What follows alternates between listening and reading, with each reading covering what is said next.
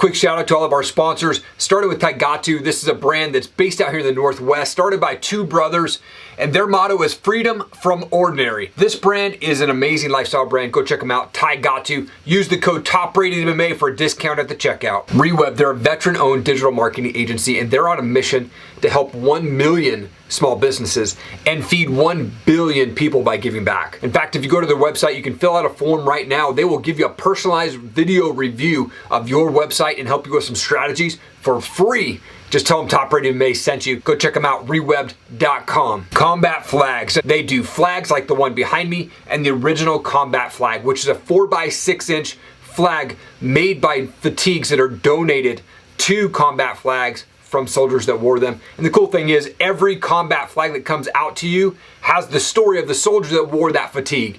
They have donated close to $80,000 to Stop Soldier Suicide, a great organization.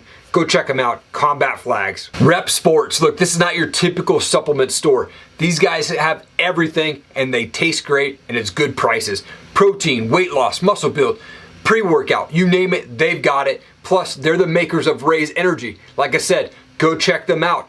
Rep Sports at topratedmma.com. Use the code TOPRATEDMMA for 15% off your order and go order them today. Thomas, you're a husband, veteran MMA fighter. First, thank you for your service, man, and thank you for your time, man. I really appreciate it. Thank you. I appreciate it.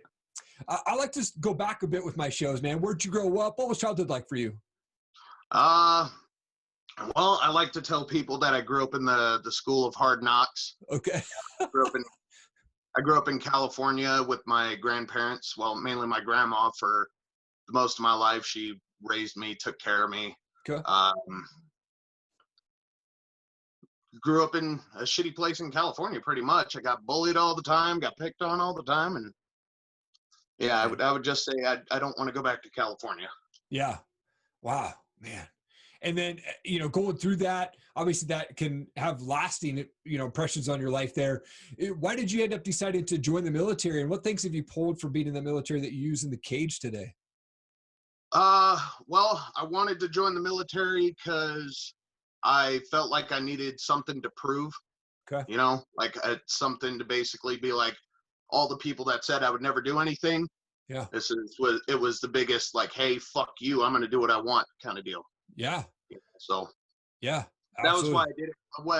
What I pulled away from the military was it made me a different person. Before I was a shithead. I do stupid shit all the time. Yeah. Joining the military made me a different person. It made me not so anxious to jump the gun on something. It made me learn how to control myself a bit, Yep. Not think the world revolves around me, but I got to work with the world, Right. So, yeah. Oh, man. And I was looking at your record on Tapology, which is only correct like 50% of the time, but it says you're 6-0 and you've ended all of those fights with your first 6 fights you won via TKO or knockout within the second round. Is that correct? So I'm actually 6-1. My last fight I lost. Yeah. But I won't get into what actually happened there because okay. Let's just say that loss was some BS on my part, but on the referee's part, not the opponent. Gotcha. Yeah, I was going to ask because I knew that you had that loss. It sounds like there was obviously a controversial ending to that fight, but what did you learn from that fight, man?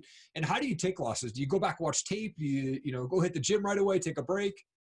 Oh, I don't know. It was my first loss. So, it's not that I'm not familiar to losing at things. Sure. Everybody's human.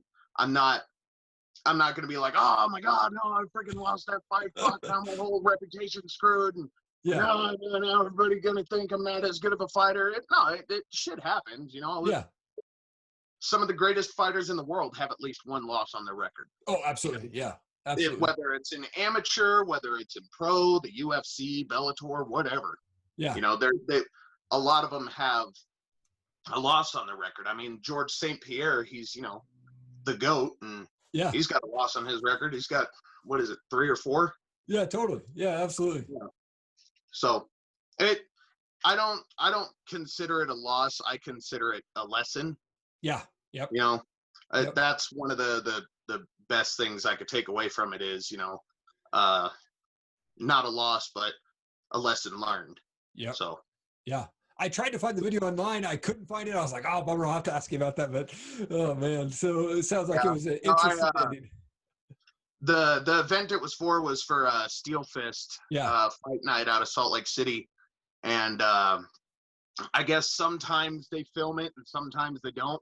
Okay. One of those things. So, but usually they go through Blitz Entertainment and it's like a pay-per-view deal. But I gotcha. Okay. I was thinking, man, maybe I should already be pro and I could just get some of that pay-per-view money if I could. Yeah, totally. I always love to ask this question, but how you feel backstage, man? Do you ever get scared or nervous at all, or have fear come over you? No.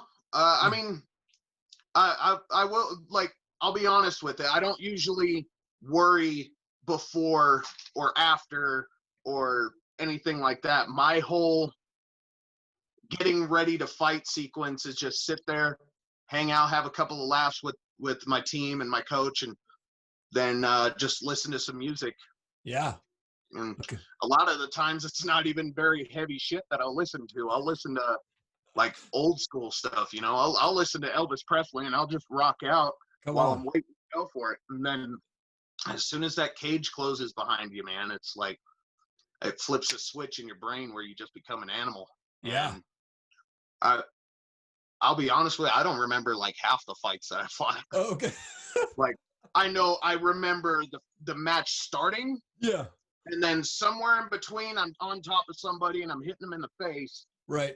And then I remember, hand raised, and that's pretty much it. And then it's like the rest of the night, it's running off adrenaline or working off the adrenaline that you just made during the fight, So yeah.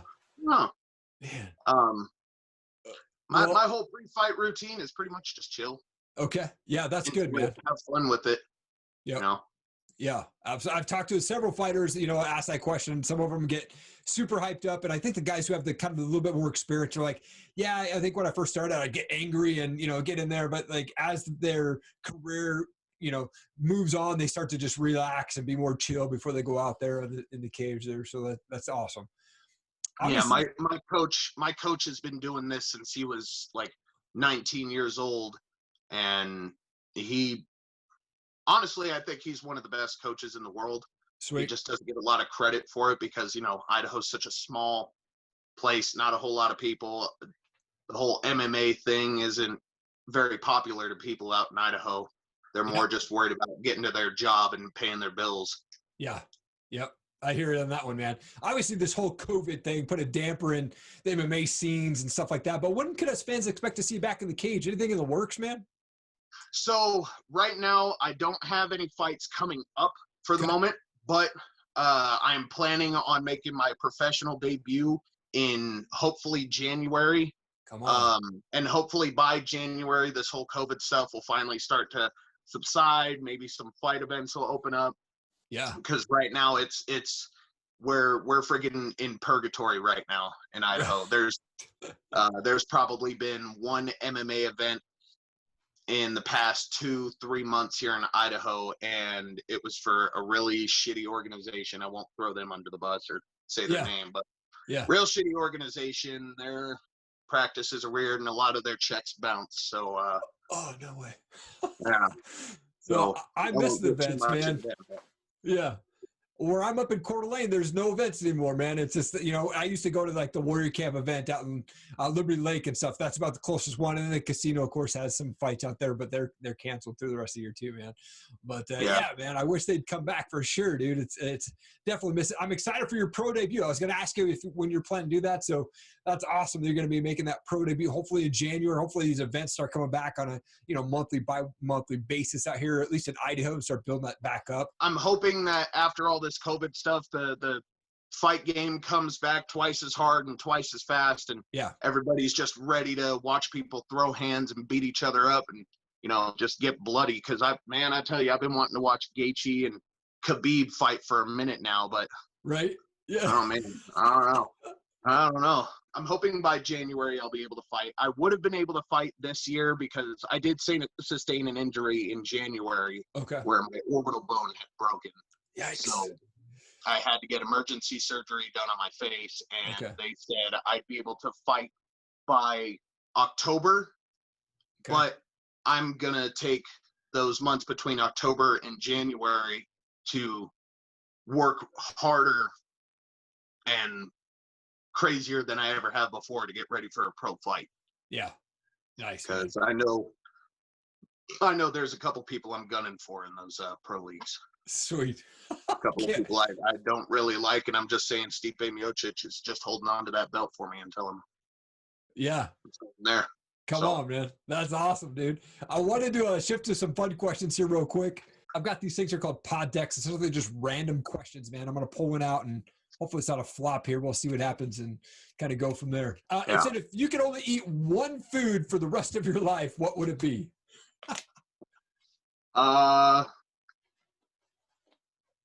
Man, I would honestly, it would be a toss-up between pizza or fried chicken. I like fried chicken. Yeah, nice, man. What's your favorite gun to shoot? My favorite gun? Well, for handguns, I usually go Glock. And for rifles, the rifle that I have at home right now is a DPMS AR-15 Commando combo. Okay. It's got the whole 9 yards on it. Sweet, man. Now, I noticed on Instagram you mentioned that you're a gamer. What's your game of choice? Right now, my game of choice is Ghost Recon Breakpoint. I like playing that with some buddies because we just go around on there and we just screw around. Or, man, Modern Warfare has taken up a lot of my time and money. I'm just saying. That's awesome. I would say Modern Warfare, Ghost Recon Breakpoint, and the new UFC 4 game. I like playing that. It's pretty fun. Yeah, for sure. Right on. 2 more questions for you. You kind of mentioned this earlier, but what's a favorite type of music or favorite band for you? All kinds, man. Like I said, I like classics. You know, I grew up with my grandmother, so Elvis Presley is the number one. Yeah, me too. You know, and then I would say stuff like Johnny Cash. I've been listening to a lot of Post Malone and Ozzy Osbourne lately. Okay. And I love their song they did together. Their little collab and all that, and you know, Motley Crue, stuff like that, Metallica. Yeah. Classic rock and stuff like that. I don't like grunge rock. I don't really like screamo. Yeah. Metal, I can get behind metal, but it depends on the band. If they're doing nothing but just, you know, blood-girdling sounds the whole time, I'm not going to be enjoying that. I want to actually hear lyrics, you know what I mean? Yep. Oh, yeah. I caught on to this band called Bloody Heels about a few months ago now, and I think they've been around just for a couple of years, but they're a modern band, but they're bringing back the hair metal sound like Motley Crue and stuff like that. They're actually pretty badass, man. Definitely check those guys out. There's Steel Panther too. I like Steel Panther. They're pretty fun. Steel Panther, absolutely. Tom, it's such an honor to have you on the show, man. I wanted to give you an opportunity to give a shout out to coaches, teammates, gyms, sponsors, anything like that, man. The camera's all yours, brother. All right, so I would like to thank and give a shout out to my coach, Max Riddle, out of Idaho Falls. Best coach in the world. Great guy. Do anything for him. He was my best man at my wedding. And my sponsors, well, I'm wearing one of their T-shirts right now. It says, smile like you have a severed head in the freezer. That's an awesome shirt, dude. You can get this shirt over at Shadow Domain here in Idaho Falls in downtown, off of Broadway. And yeah, check them out. Tell them that Thomas Boyer sent you, and that's pretty much it. And I'd love to thank my wife too, because she makes sure that I keep my head in the game where it needs to be. Nice, man. So excited, so honored to have you on the show. Looking forward to your pro debut, 2021, man. Thank you again for taking the time, Thomas. Really, really appreciate it, man. I appreciate you having me on the show, man. I really do. Absolutely. I love doing this, and hopefully I'll be able to show up a little more often. Come on, man. Thank you so much for watching the show today. I so appreciate it. Please leave a comment down below. Leave us a review. Share this video. We want to get it in front of as many people as we can. I'm going to continue to bring on the best guests possible, from world changers, entrepreneurs, success-minded people, and the best up-and-coming fighters, real stories. We are creating visionaries here on this channel. Thank you so much for checking it out. Have an awesome day.